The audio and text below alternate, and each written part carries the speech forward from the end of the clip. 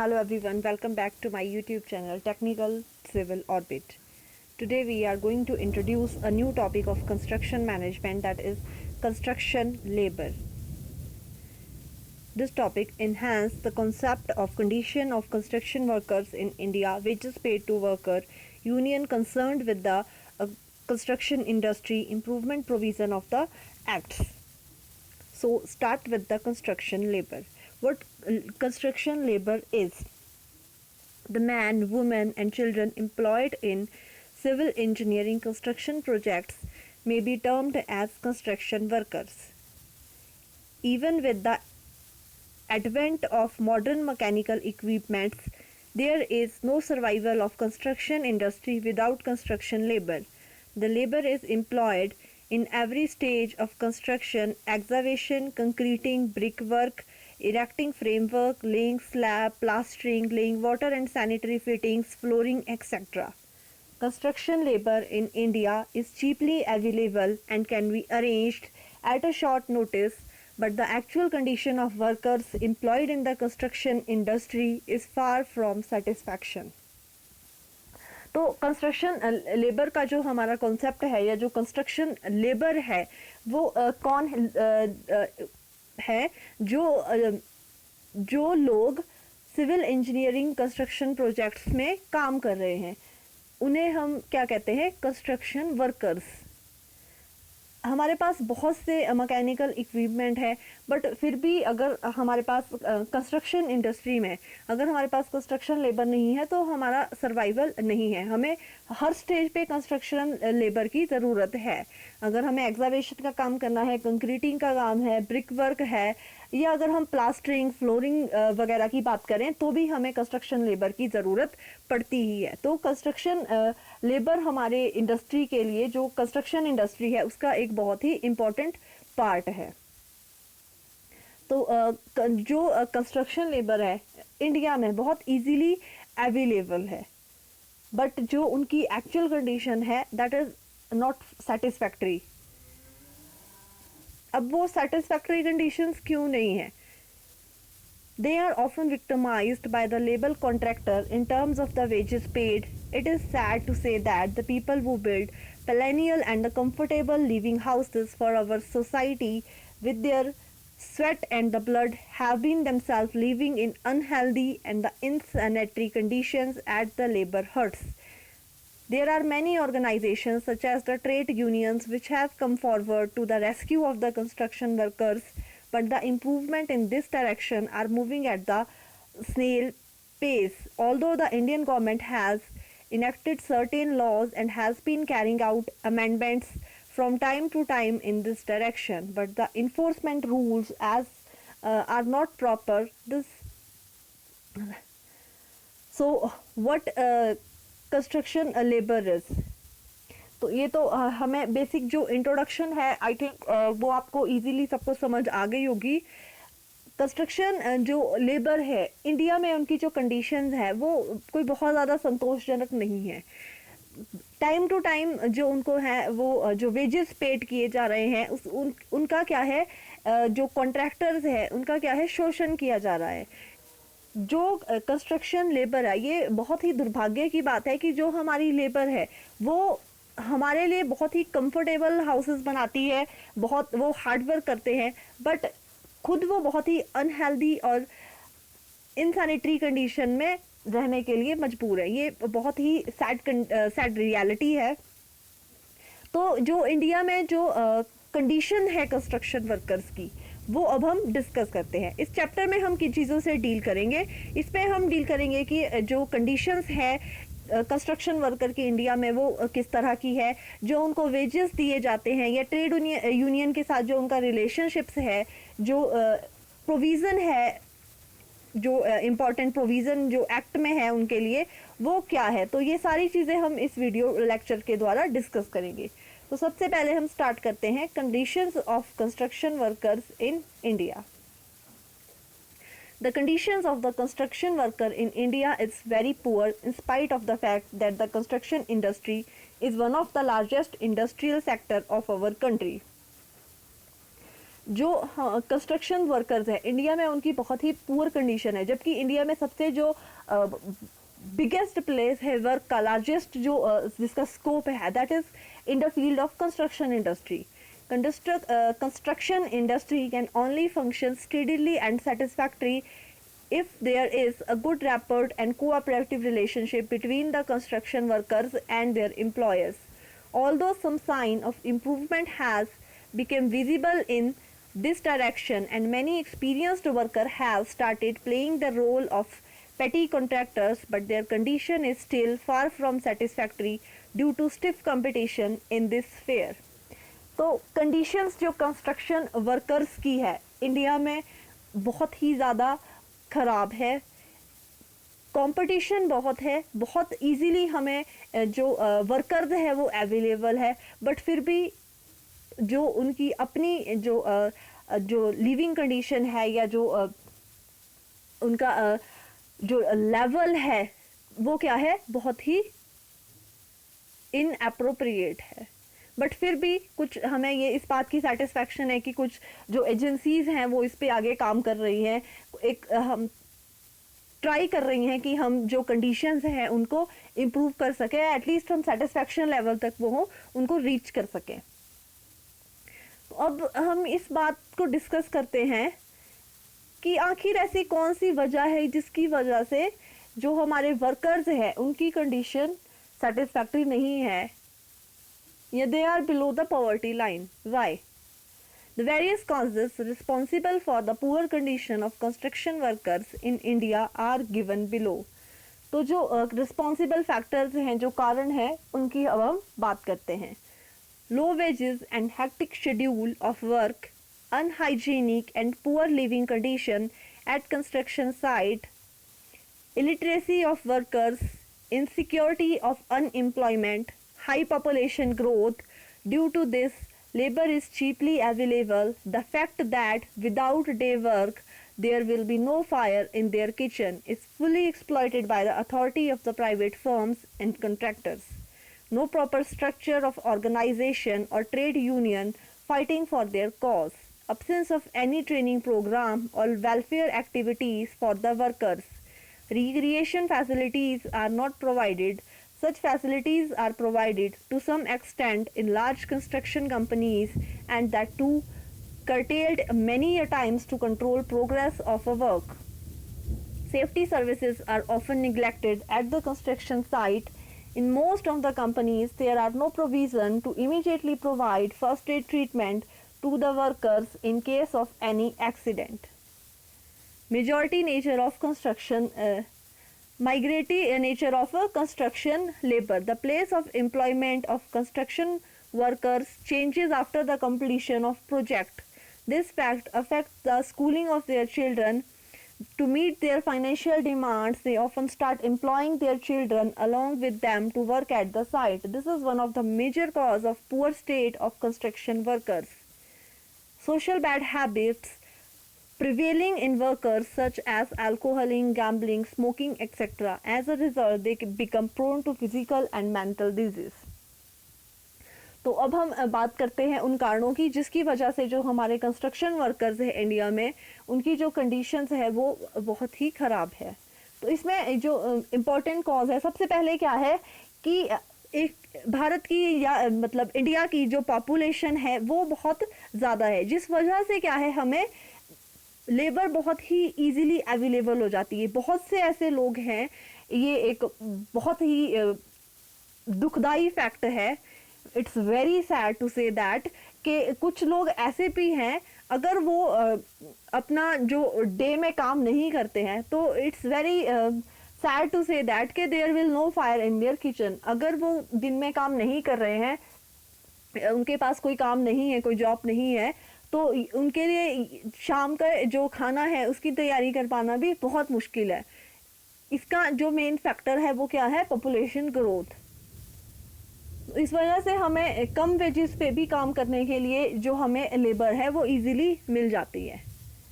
जो उनकी जो लिविंग कंडीशन है या जो अनहाइजीन है कंस्ट्रक्शन साइट पे, तो जो लेबर हट्स बनाए गए हैं वो क्या है, उसमें जो रहने की व्यवस्था है वो बहुत ही खराब है.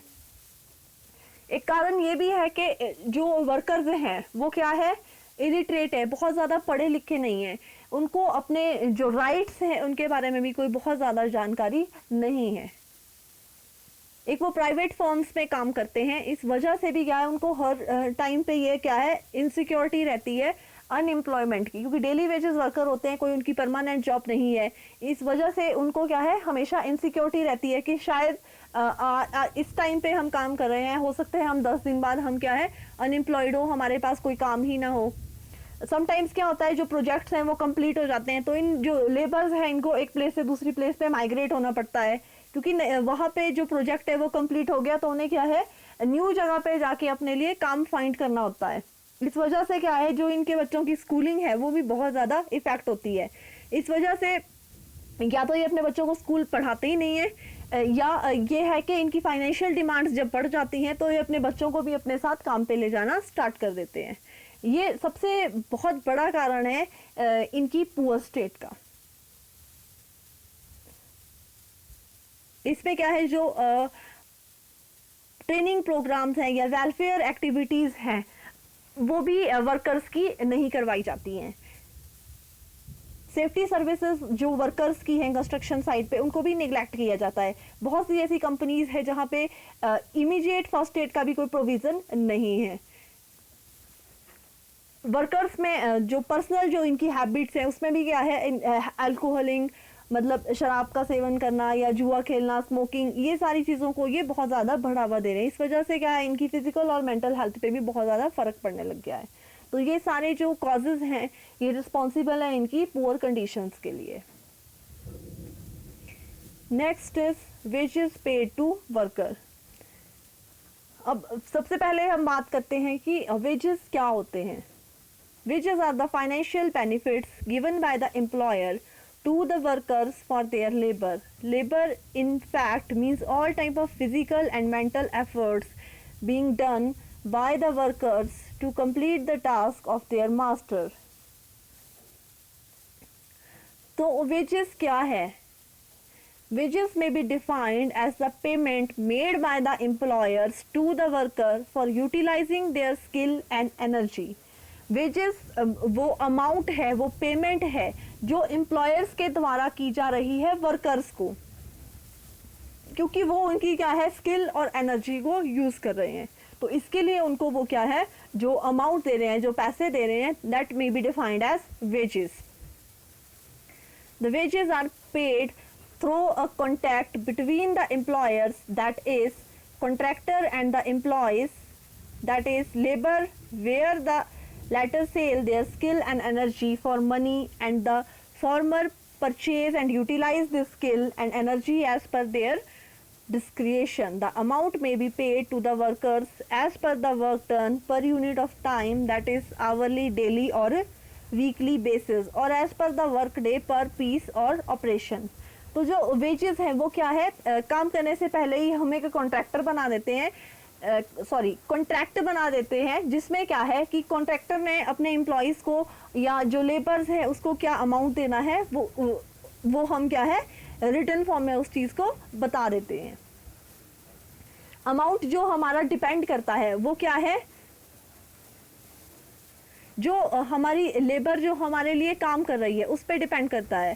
दैट इज उसको हम क्या है आवरली बेसिस पे, डेली बेसिस पे या वीकली बेसिस पे जज कर सकते हैं, या हम जो अमाउंट है वो बेस करते हैं टाइप ऑफ ऑपरेशन पे या जो वर्क डन किया गया है। जैसे अगर हम जो हमारा काम है, हम क्या है प्लास्टरिंग का काम हम अपनी लेबर को दे देते हैं कि हमने एक हाउस में क्या है प्लास्टरिंग का काम करना है। एक जो हमारा वर्क डन है या एक ऑपरेशन है या पेंटिंग का काम है, इस तरह से हम क्या है नंबर ऑफ ऑपरेशंस के बेस पे उनके वेजेस को बताते हैं। तो वेजेस हमारी वो फॉर्म है जो हम अमाउंट पे करते हैं हमारी लेबर को, जो वो हमारे लिए काम कर रहे हैं, जो उनकी स्किल को हम यूटिलाइज कर रहे हैं या जो एनर्जी वो हमारे लिए अपनी जो एग्जॉस्ट कर रहे हैं, तो उसका जो हम अमाउंट पे करते हैं दैट इज वेजेस। तो अब टाइप ऑफ वेजेस कितनी तरह का होता है। There are two type of wages paid to the workers. First one is nominal wages, second one is real wages. तो अब नॉमिनल वेजेस और रियल वेजेस में क्या फ़र्क है? नॉमिनल वेजेस हमारा क्या है कि जो एम्प्लॉयर के द्वारा या जो कॉन्ट्रैक्टर है उसके द्वारा जो लेबर है उसको जो पेमेंट की जा रही है, जो डायरेक्ट पेमेंट कर रहे हैं, जो पैसा उसे दे रहे हैं, that is known as nominal wages.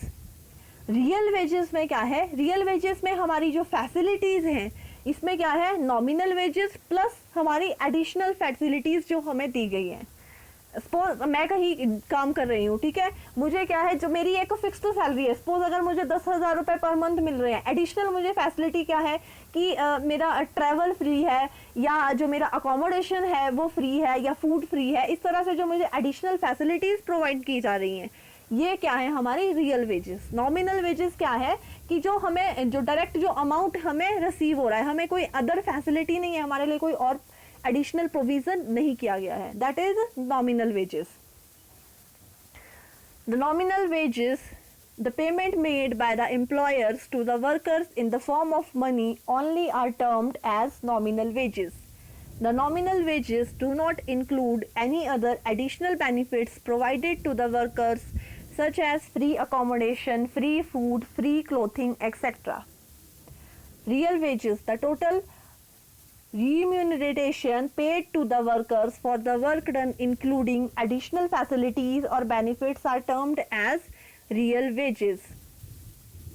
These includes the nominal wages plus the additional facilities being offered to the workers in the form of an attractive package. Public sectors and multinational companies generally provide real wages to their employees. It may be understood that sometimes nominal wages show handsome salary in the form of cash, but higher real wages are always important to improve the working condition and standard of living of Indian workers. तो अब हम क्या है, एक example लेते हैं जिसमें हम क्या है, हमारे पास क्या है, दो स्किल्ड वर्कर हैं, स्किल्ड वर्कर ए और स्किल्ड वर्कर बी। अब इनमें हम क्या है, नॉमिनल वेजेस और रियल वेजेस, एक वो जो हमारा वर्कर है, स्किल्ड वर्कर ए को नॉमिनल वेजेस मिल रहे हैं, स्किल्ड वर्कर बी को रियल वेजेस मिल रहे हैं। अब हम क्या है, इनकी कंडीशन का कंपैरिजन करते हैं। तो take the case of two skilled worker A and B. Worker A gets nominal wages of ₹12,000 per month from an industry. Worker B get a cash amount of ₹8,000 per month from a building concern. तो earlier जो हमने अभी discuss किया था कि जो हमारी nominal wages है, समटाइम ये हमें क्या लगता है कि हमें बहुत ज़्यादा हैंडसम सैलरी मिल रही है, बट जब हम रियल इसका कंपैरिजन करते हैं तो जो हमारे रियल वेजेस हैं उससे क्या है, हमारी वर्किंग कंडीशन भी इम्प्रूव होती है और जो हमारा लिविंग स्टैंडर्ड है वो भी इम्प्रूव होता है। अब देखते हैं, हम कंपैरिजन करते हैं हमारे टू वर्कर्स का, जिसे एक को स्किल वेजेस मिल रहा है और एक को क्या है, नॉमिनल वेजेस रियल वेजेस मिल रहे हैं। तो नॉमिनल वेजेस जिसे मिल रहे हैं वर्कर ए को, उसकी सैलरी है हमारी 12,000। वर्कर बी, उसे एक कैश अमाउंट मिल रहा है 8,000 रुपीज़ का। इन एडिशन अब उसे रियल वेजेस में क्या है, 8,000 सैलरी मिल रही है, प्लस क्या है, अब एडिशनल फैसिलिटीज हैं। In addition he lives in a medium furnished house provided by the company. The rental cost of such a house in that locality is ₹2,000 per month. अब उसे क्या है, एक मीडियम फर्निश्ड हाउस रहने के लिए दिया गया है। ये क्या है, एडिशनल फैसिलिटीज है जो प्रोवाइड की गई है। 2,000 अगर देखा जाए जो वो रेंट है, जनरली उस लोकेलिटी में जो रेंट है उस तरह के घर का वो है 2,000, बट उसको क्या है, ये फ्री प्रोविजन है अकोमोडेशन का। तो अगर देखा जाए तो 8,000 plus 2,000। He is also provided free food and free clothing by the company and is liable for free travelling to his home town once in a year. 8,000 plus 2,000 plus अब extra जो facilities है, free accommodation है, free food है, free cloth है company की तरफ से, और एक साल में एक बार उसके घर पे अगर उसको ट्रैवल करना है तो उसके लिए क्या है, उसको फ्री ट्रैवलिंग है। तो इस तरह से क्या है, हमारी जो रियल वेजेस है, जो हमें सैलरी के साथ जो एक्स्ट्रा फैसिलिटीज मिलती है, वो 100% हमारी जो वर्किंग कंडीशंस है इनको इम्प्रूव करती है, और जो हमारा लिविंग स्टैंडर्ड है उसमें भी क्या है अपना बहुत ही इंपॉर्टेंट रोल प्ले करती है। तो इस तरह से अगर हम कंपैरिजन करें हमारे दो स्किल्ड वर्कर का, ए और बी का, तो ए को सैलरी तो 12,000 मिल रही है, बट बी को जो 8,000 सैलरी मिल रही है उसके साथ जो उसको एडिशनल फैसिलिटीज है उसने उसके लिविंग कंडीशन को बहुत ज़्यादा हाई बना दिया है। तो thus on comparison of the actual wages being earned by the workers A and B, we find that the standard of the living of worker B is better than A. The real wages being offered to worker B is much more than the nominal wages paid to worker A. अगर जो हमारी additional facilities हैं अगर हम उनको calculate करें nominal wages में, तो जो हमारा वर्कर बी है उसे क्या है वर्कर ए से बहुत ज़्यादा हैंडसम सैलरी मिल रही है। नेक्स्ट है form of wage payment. The two main forms of wage payment to the worker are, सबसे पहले अब जो पेमेंट है वो किस तरह की फॉर्म में की जा रही है, इसके लिए क्या है हम जो टू मेथड्स हैं वो है टू पेमेंट, जो हमारी फॉर्म्स है वो कौन सी है, टाइम रेट मेथड, जो हमारी पेमेंट हमारी जो डिपेंड करती है टाइम पे, जैसे किसी की सैलरी है उसको क्या है डे आवर्स के हिसाब से मिल रही है, अगर मुझे 8 घंटे काम करने के बाद इतने पैसे मिलने हैं, या डे, वीकली या मंथली, ये है हमारा जो टाइम ड्यूरेशन के साथ बॉन्ड है। नेक्स्ट क्या है price rate system, that is payment by piece. मुझे कोई काम करने के लिए दिया गया है, जब मैं वो अपना काम कंप्लीट कर लेती हूँ तो मुझे उसके वेजेस उसके बाद मिलने हैं, तो ये क्या है हमारा प्राइस रेट सिस्टम, जिसमें क्या है हमारा अगर हमें कोई ऑपरेशन हम कर रहे हैं, जो हमें जैसे अगर हमें एग्जीक्यूशन का काम दिया गया है, या अगर हम पेंटिंग कर रहे हैं, या स्टेयरकेस की प्लास्टरिंग है, तो इस तरह से जो जब हम अपने टास्क को कंप्लीट करते हैं कंस्ट्रक्शन इंडस्ट्री में, तो उसके बेस पे हमारी जो पेमेंट है वो डिस्क्राइब की गई है। अब पहले हम बात करते हैं टाइम रेट सिस्टम की। The type of the system in which a fixed amount of wage payment is paid to the worker per unit of time regardless of his output is termed as time rate system. The unit of the time can be hours, days, weeks or month. It is the most commonly employed method of the wage payment in India in the field of construction industry. तो जो हमारा time rate method क्या है, ये क्या है हमें एक फिक्स्ड अमाउंट मिलेगा एक पर्टिकुलर टाइम ड्यूरेशन में, उसमें क्या है उस टाइम ड्यूरेशन में जो हमारा आउटपुट है वो कंसीडर नहीं किया जाएगा, उसमें क्या है हमारा एक पर्टिकुलर जो टाइम बॉन्ड है उसके हिसाब से हमें क्या है हमारी पेमेंट मिलेगी। ये किसी भी फॉर्म में हो सकती है, it can be considered in the form of hours, days, weeks और मंथ। जनरली हम क्या है जो हमारी मंथ जो सैलरी है, मंथली सैलरी, उसके बेस पे क्या है हमारा टाइम रेट सिस्टम वर्क करता है। अब एडवांटेजेस क्या है टाइम रेट सिस्टम के। Time rate system has the following advantages. It is the simplest and the convenient method for the ways calculation and can be easily understood by illiterate labours.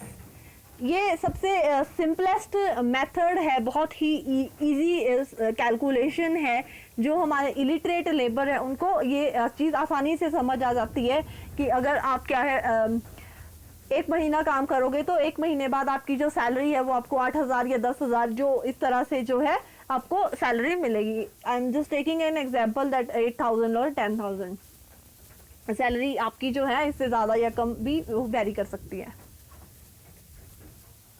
Next क्या है quality of work is improved since the worker is in no hurry to complete the work. तो जो काम की quality है वो क्या है इम्प्रूव होगी, क्योंकि हमें काम को ख़त्म करने की कोई जल्दी नहीं है। Labours are not overstrained physically और mentally in attempts to increase output of the worker. जो लेबर काम कर रही है उन पे क्या है फिजिकली या मेंटली कोई भी दबाव नहीं डाला जा रहा है कि आपको क्या है काम का आउटपुट निकालना है, काम को फास्ट करना है, इस तरह का उन पे कोई भी फिजिकल या मेंटल प्रेशर नहीं है। It is specially suited for works where output is difficult to be measure. जहाँ पे आउटपुट को मेजर करना बहुत ही डिफिकल्ट है, उस कैटेगरी के काम के लिए जो टाइम रेट सिस्टम है वो क्या है, बहुत ही ज़्यादा सही है, सुटेबल है। Workers will not suffer due to stoppage of work for unavoidable reason such as breakdown of power, intensive rain, thunder, etc. जो हमारे वर्कर्स हैं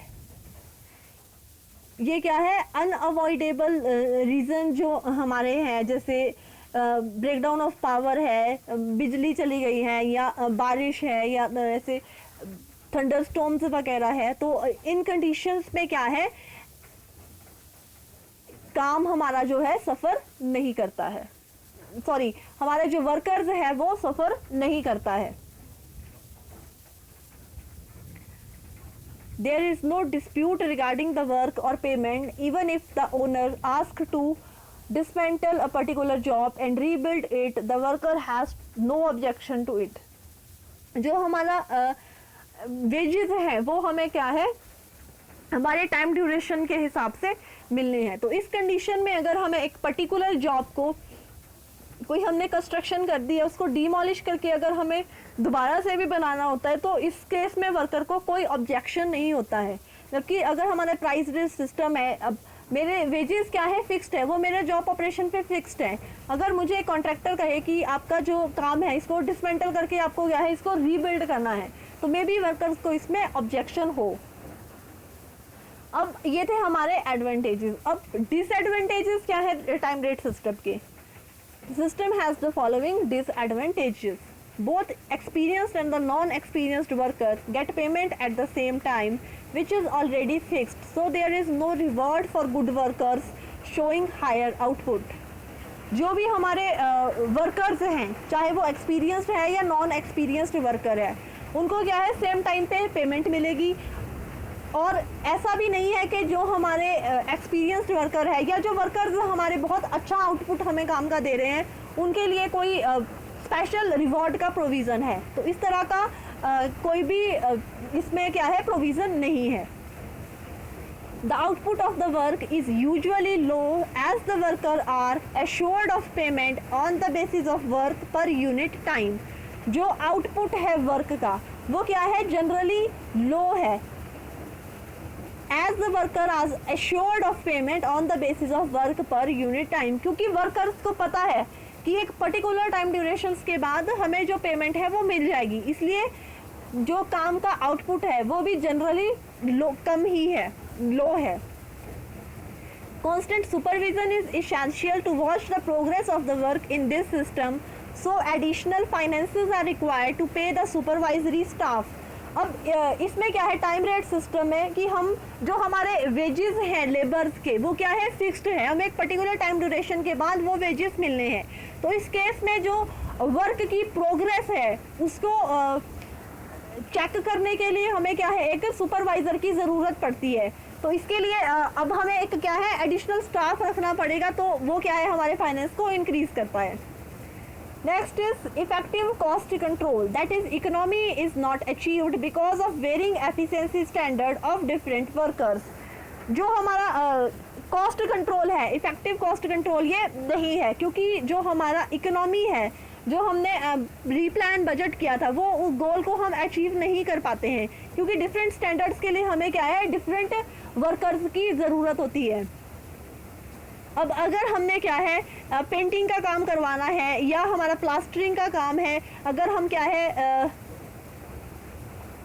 एग्जावेशन का काम करवा रहे हैं, तो इस तरह से डिफरेंट स्टेजेस पे हमें क्या है वर्कर्स जो हमें चाहिए वो उस पर्टिकुलर ऑपरेशन को परफॉर्म करने के लिए चाहिए, तो उनके जो हमारा वेजेस है वो क्या है डिफरेंट हो सकता है। Next is price rate system. This type of system in which payment is made to the worker on the basis of their output और work done. The work done by the each worker is measured in standard units and the payment is given at the agreed rate, which is fixed at the start of the work. For example, work done in cubic foot for breaking bricks into small aggregates, work done for excavation a trench in cubic foot, work done for painting a wall in square meters. Similarly, the payment can be made to the workers on the basis of the completion of the item or piece. For example, plastering a staircase, for painting a complete house. In this case, lump sum contract is done by completing the piece and no measurement of work is required. जो हमारा price rate system है, इसमें जो हमारी payment है वो हमें कब मिलेगी? एक पर्टिकुलर ऑपरेशन को करने के बाद। इसमें क्या है, हम नंबर ऑफ एक्टिविटीज भी रख सकते हैं या एक पर्टिकुलर पीस भी हमारे जो काम का है उसको कंसीडर कर सकते हैं। जैसे अगर हम क्या है, एक पूरे घर को अगर हमें पेंट करना है तो इसके बेस पे क्या है, जो हमारा जो वेजेस है वो हमें मिलेगा जब हम अपने काम को कंप्लीट कर देते हैं। तो इसमें क्या है, हमारा एक लमसम कॉन्ट्रैक्ट तैयार कर दिया जाता है कि जब हम इतना काम इसको हम फिनिश कर लेंगे अपने काम को, तो उसके बाद क्या है, हमें जो अमाउंट है वो दिया जाएगा। अब प्राइस रेट सिस्टम के क्या एडवांटेजेस हैं और क्या डिसएडवांटेजेस हैं? इसमें एडवांटेजेस में क्या है, experienced good and the efficient workers will earn more. जो हमारा अच्छा एफिशिएंट स्टाफ है, जो हाई प्रोग्रेस रखते हैं काम में, वो क्या है, इसमें ज़्यादा पैसे अर्न कर सकते हैं क्योंकि वो जो अपना टास्क है, जो ऑपरेशन है, उसको क्या है, जल्दी कंप्लीट कर लेंगे। No strict and the constant supervision is required, so overhead charges are reduced. इसमें क्या है कि हमें सुपरवाइजर की ज़रूरत नहीं पड़ती है काम की प्रोग्रेस को नोट डाउन करने के लिए, तो जो हमारे एक्स्ट्रा चार्जेस हैं वो रिड्यूस हो जाते हैं। Output of work is increased, क्योंकि हमें प्राइस रेट सिस्टम में प्राइस जो हमारी पेमेंट है, जो वेजेस है, वो काम कंप्लीट करने पे ही मिलेगा। तो इसलिए हमें जो लेबर है उसको अपनी जो आउटपुट है वर्क की वो इंक्रीज करनी होगी। Effective cost control can be achieved. इसमें क्या है, हमारा इफेक्टिव कॉस्ट कंट्रोल है उसको हम क्या है, अचीव कर सकते हैं। Next is worker do not receive any payment for ideal time, thus inefficient and the lethargic workers can be automatically punished. तो जो हमारे जो लेजी वर्कर्स हैं वो क्या है, उन्हें पता है कि जो अगर हम अपना टास्क कंप्लीट नहीं करते हैं तो हमें तब तक पेमेंट नहीं मिलेगी। इस तरह से ऑटोमेटिकली जो हमारा लेजी स्टाफ है, जो काम नहीं कर रहा है, they are automatically punished. This system is equally fair to the workers and their employers and the chance of the dispute are minimum. ये जो सिस्टम है ये इक्वली फेयर है वर्कर्स के लिए भी और एम्प्लॉयज़ के लिए भी। इसमें क्या है, जो डिस्प्यूट का चांस है वो क्या है, मिनिमम है। The work is completed in a scheduled time, so it is preferred where urgent work is required. इसमें क्या है, जो वर्क हम जो कंप्लीट कर रहे हैं वो क्या है, शेड्यूल टाइम के अकॉर्डिंगली हम काम कर रहे हैं, इसीलिए जो हमारा अर्जेंट वर्क है वो क्या है, इसमें क्या है, रिक्वायर्ड है। Disadvantages of piece rate system. अब इसके disadvantages of piece rate system. अब इसके क्या है, डिसएडवांटेजेस क्या हैं? The quality of work is poor.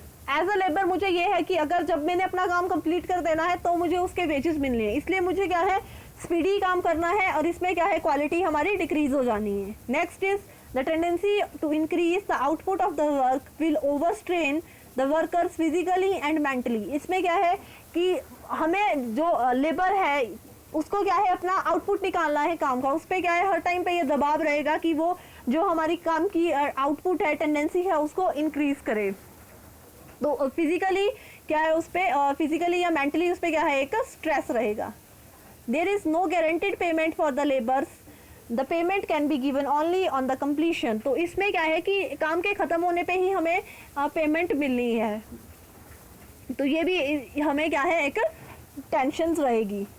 Worker suffer due to power failure और सम अदर कॉजेज। अब लाइट नहीं है या कुछ भी और कॉजेज हैं, वो क्या है, हमें खुद ही फेस करने हैं। The wastage of the material is generally more as compare to time rate system. इसमें क्या है, जो मटीरियल की वेस्टेज है as compare to time rate system वो ज़्यादा है। The system is not preferred for work which can not be measured.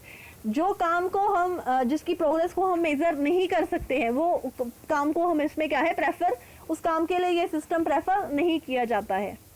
This system is a bit complicated and a separate output record of different workers has to be kept. अब हर particular जो हमारे workers है उसके लिए हमें क्या है एक डिफरेंट शीट बनानी होगी। तो ये हमें जो ये सिस्टम है ये मैनेज करना थोड़ा सा कॉम्प्लिकेटेड है, क्योंकि जो लेबर्स है डिफरेंट वर्कर्स है उनकी क्या है आउटपुट भी डिफरेंट ही होगी। तो उसके लिए क्या है हमें एक जो सेपरेट प्रोविजन है वो प्रिपेयर रखना होगा। Next is type of construction labour. अब कंस्ट्रक्शन लेबर की क्या टाइप्स हैं? The construction labor can be grouped into casual labor और daily labor या रेगुलर इस्टेब्लिशमेंट। तो अब कैजुअल लेबर क्या है और हमारी रेगुलर इस्टेब्लिशमेंट क्या है? कैजुअल लेबर क्या है? जो हमारे डेली वेजेस लेबर हैं, that is casual labour. Regular labour क्या है? जो हमारा जो रेगुलर एम्प्लॉयज हैं, जो जैसे स्टाफ है हमारा जो रेगुलरली हमारे साथ जो हमारी कंपनी में वर्क कर रहे हैं, that is regular establishment. So what casual labour is?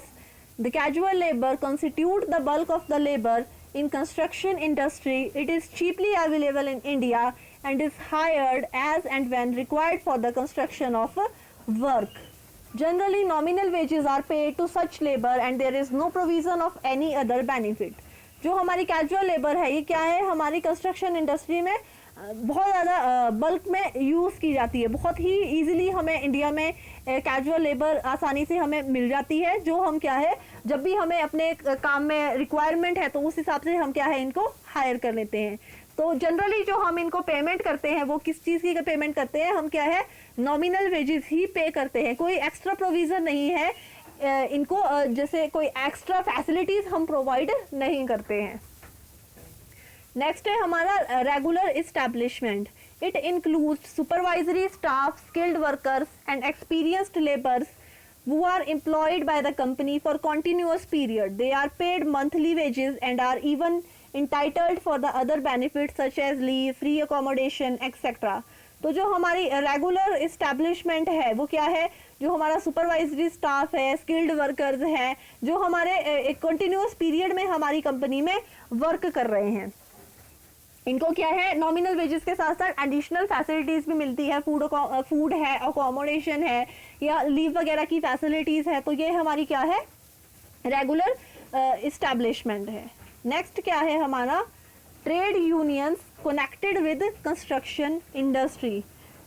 अब हमने ये स्टार्टिंग में भी हमने ये चीज़ डिस्कस की थी कि जो इंडिया है, जो इंडिया में जो कंस्ट्रक्शन वर्कर्स की जो कंडीशन है, जो हालत है, दैट इज़ वेरी पुअर। तो इस वजह से क्या है कि ट्रेड यूनियंस जो है कंस्ट्रक्शन इंडस्ट्री से किस तरह से कनेक्ट है, वो क्या हेल्प कर रहे हैं उनको किस तरह से वहाँ से रेस्क्यू कर रहे हैं। तो ये चीज़ें क्या है अब हम स्टडी करेंगे। Whenever there is a fear of losing job or fear of victimization at the hand of superior class, the best thing is to unite together to face the high-handedness. Trade union is in fact the organization of the workers against the employing class to safeguard their interest. The formation of trade union is necessary because an individual worker is no position to confront with his employer for his genuine rights. Thus, with the formation and development of the trade unions, the bargaining power of the employees has greatly increased. The regular trade union movement started in India in the year 1918, when the first trade union was formed by a section of the workers of a local textile mill at Ahmedabad in Gujarat. However, India Trade Union Act was passed in the year 1926. According to this act, any 7 persons can form a union which can be registered. This Trade Union Act 1926 was embedded in the year 2001. Amended in the year 2001. तो जो different जो trade unions है, कोई भी organisation है जहाँ पे हम काम कर रहे हैं, वहाँ पे क्या है, हमें अपनी जॉब को खोने का डर है, या जो हमारे सुपीरियर्स हैं उनके द्वारा क्या है वो हमें विक्टिमाइज कर रहे हैं, वो क्या है हमारा शोषण कर रहे हैं। तो उस जगह पे क्या है हमारा कि हमें क्या है यूनिटी शो करनी होगी। एक सिंगल पर्सन कभी भी ये चीज़ अपने सुपीरियर के सामने कन्फ्रंट नहीं कर सकता कि उसके क्या राइट्स हैं, क्या नेसेसरी है, किस तरह से उसको काम करना है। जब हम क्या है यूनिटी में बात करते हैं तो उस चीज़ को क्या है, उस चीज़ को वैल्यू किया जाता है। तो इस तरह से क्या है जो डिफरेंट ट्रेड यूनियंस हैं वो क्या है ऑर्गेनाइजेशन के अगेंस्ट वर्क कर रही हैं, ताकि जो वो अपने एम्प्लॉयज़ हैं उनको क्या है एम्प्लॉयज़ के वो सेफ रख सके।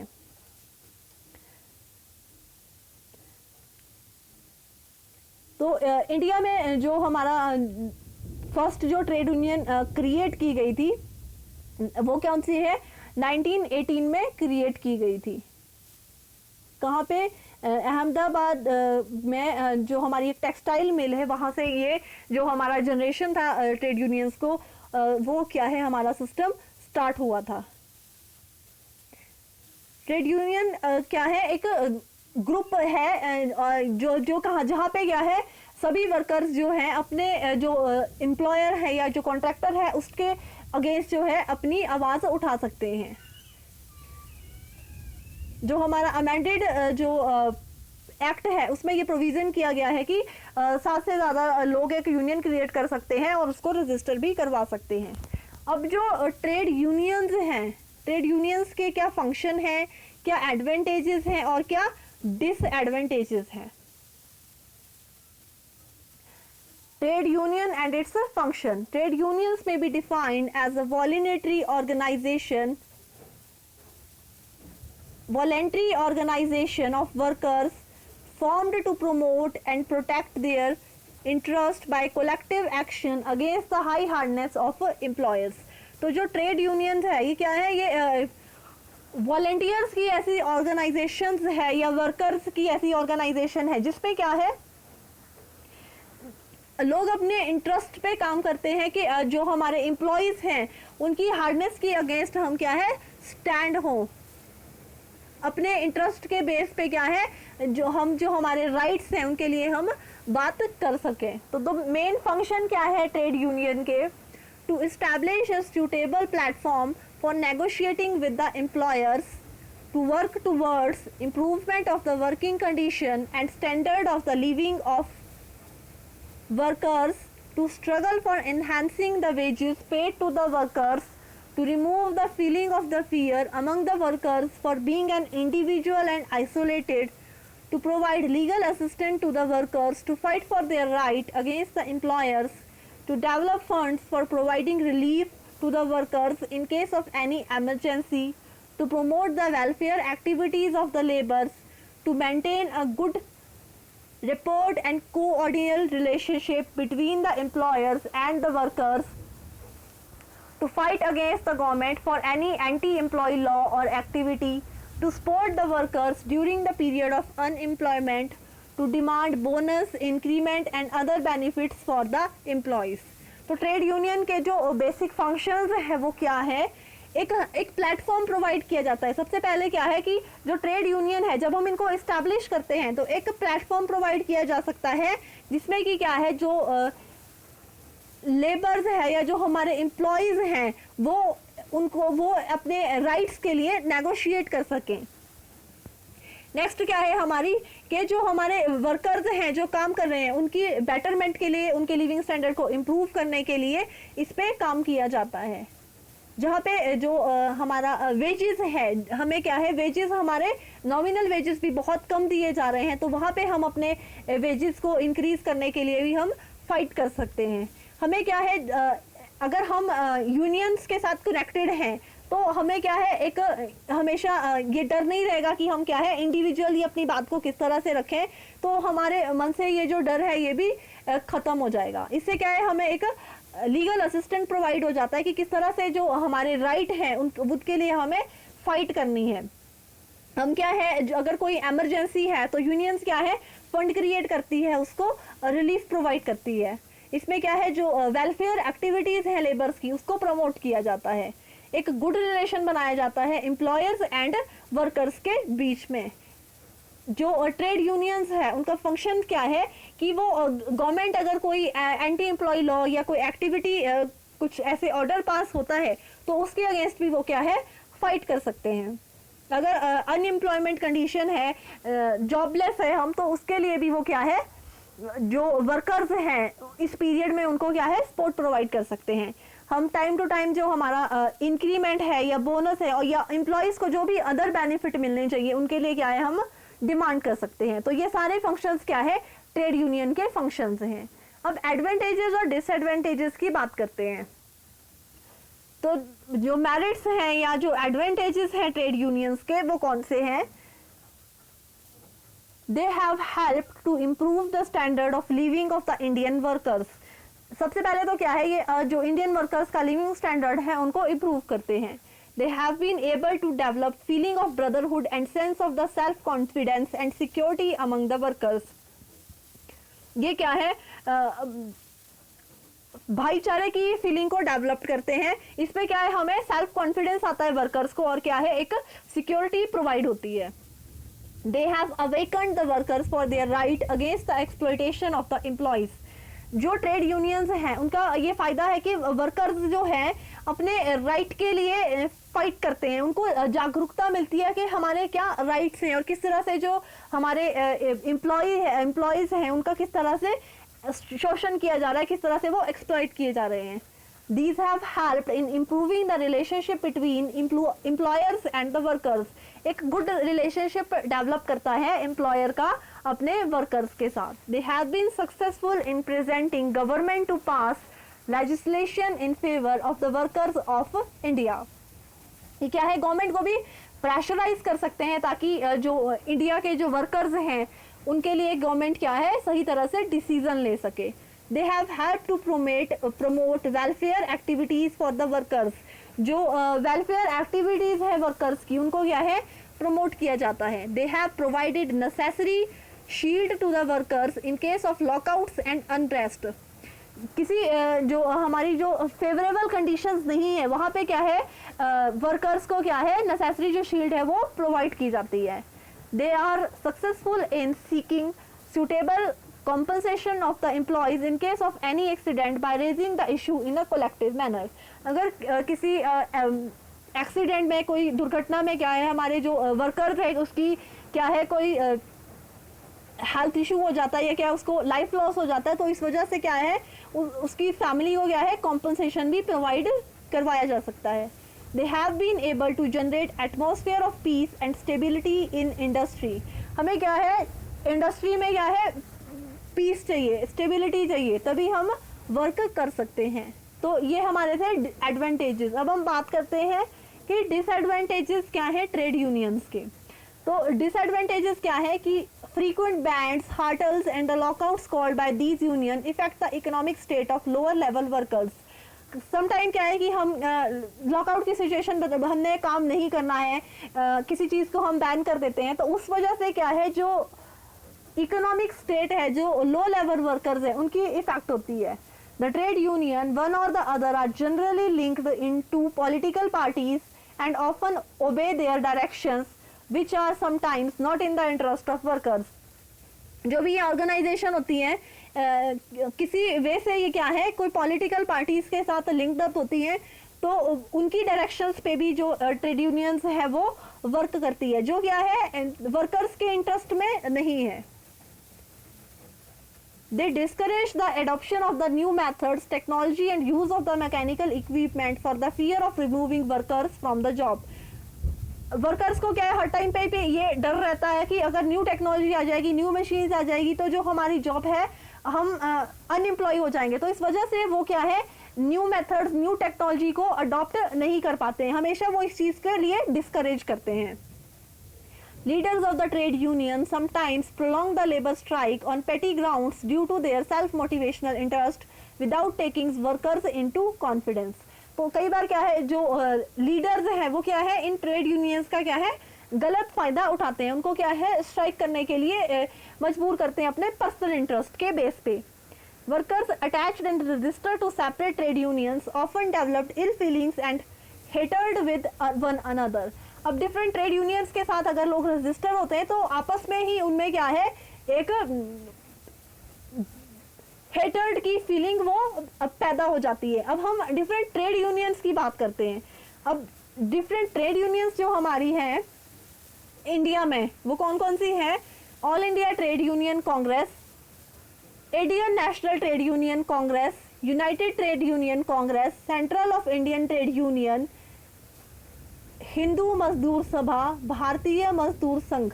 तो इस तरह से डिफरेंट ऑर्गेनाइजेशंस के साथ जो डिफरेंट जो ट्रेड यूनियंस हैं उनके साथ वर्कर्स जो हैं जो जुड़े होते हैं, वो उनका क्या है, आपस में ही वो क्या है, कॉन्फ्लिक्ट कर देते हैं सिचुएशन को। तो अब जो हमारी सबसे पहले हम ट्रेड यूनियंस जो हमने बात की थी, all India trade union Congress, it was established by the Congress party in 1919 and is currently under the influence of the Communist Party of India.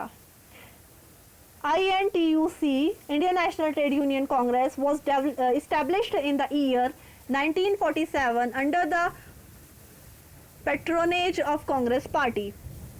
United Trade Union Congress is formed in 1914 under the influence of the Communist Party. Center of the India Trade Union, it is one of the important trade unions presently working under the influence of CPI party. Next is Hind Mazdoor Sabha. It was formed in 1948 under the influence of the socialist group. Bharatiya Mazdoor Sangh, it was started under the influence of the Jain Sangh party and is presently functioning under BJP. तो इस तरह से ये क्या है, हमारे जो different trade unions है कि कब इनकी इस्टेब्लिशमेंट हुई, किस ईयर में और किस पार्टी के अंडर ये क्या है काम कर रहे हैं, ये बारे में आपको बताया गया है। अब हम बात करते हैं important acts related to labour and labour welfare. अब यहाँ पे क्या है, आपको एक स्क्रीन पे लिस्ट शो हो रही होगी कि list of various central labour act की, जो हमारा law related to industrial relations, law related to wages. अगर कोई आप ये जो हमारी लिस्ट है इसका कोई स्क्रीनशॉट लेना चाहता है तो आप इसको ले सकते हैं। नेक्स्ट है हमारा law related to working hours, conditions of the service and the employment. इसमें क्या है, हमारे यहाँ आपको स्क्रीन पे शो हो रहा होगा कि 16 लॉ आपको शो हो रहे हैं। नेक्स्ट क्या है हमारा law related to equality and the empowerment of the women, law related to deprived and the disadvantaged section of the society, law related to social security, law related to labor welfare, law related to employment and the trainings।